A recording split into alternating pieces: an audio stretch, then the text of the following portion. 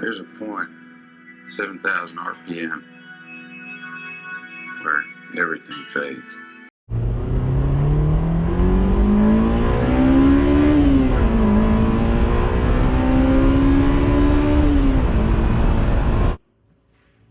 We live in a world of limits.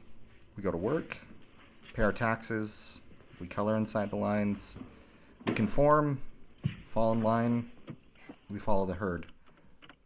We dream of walking out of our job or telling our bosses off. We dream of freedom. We strive for circumstances where we control the narrative. We rebelliously want to break the limits. Enter the Honda S2000. But what's so special about this little convertible, you might ask? I could read you a spec sheet, but honestly, it's not going to impress you. It has a 50-50 weight distribution. It's a driver-focused cockpit. It's got a digital gauge cluster. The key had to be in it, but it was one of the first push-button start cars. This car feels, drives, and operates like a race car. The car was indeed inspired from Honda's first Formula One race car. What I love about this is the engineers purposely didn't listen to the marketing department when building this car. They wanted a pure driving experience. This honestly is pretty big because that's not how most companies build cars. This was engineering led with a blank check.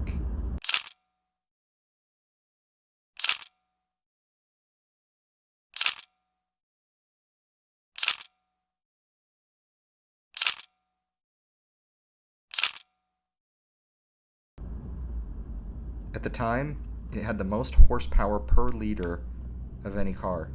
It produced 240 horsepower just from 2 liters. It beat Ferrari to become the first road car to rev to 9,000 RPM. The engine sits behind the front axle, and that, as many of you car owners know and enthusiasts know, is rare. It's different. I honestly could go on and on. Driving a 2-door coupe that sits 5 inches from the ground isn't conventional, isn't convenient. It's not electric, thank goodness. It's not an SUV, and it only comes in a manual. The passenger, even if they wanted, they couldn't change the temperature in the car from where they sit. It's out of their reach. Everything is focused where the driver is. It is just a pure driving experience.